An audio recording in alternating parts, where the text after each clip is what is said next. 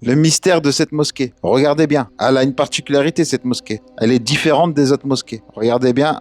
Est-ce que vous avez trouvé? La particularité de cette mosquée, c'est qu'elle comporte 3 portes. Chacune des portes, elle a une signification particulière. C'est ici où le prophète sallallahu alayhi wa sallam, il va venir. Il va rencontrer cette tribu qui se trouve ici et il va accomplir la prière.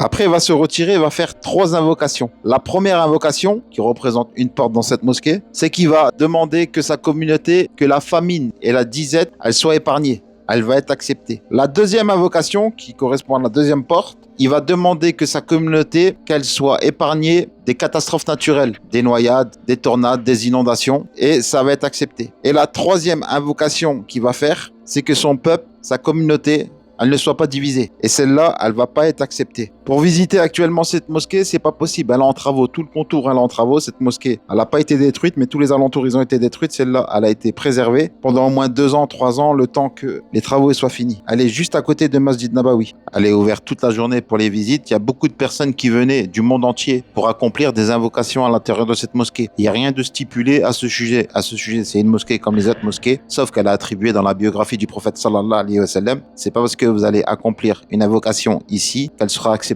par rapport à une autre mosquée. C'est propre au prophète sallallahu alayhi wa sallam. Vous voyez, elle est à côté des hôtels. Elle sera entièrement rénovée à la fin des travaux.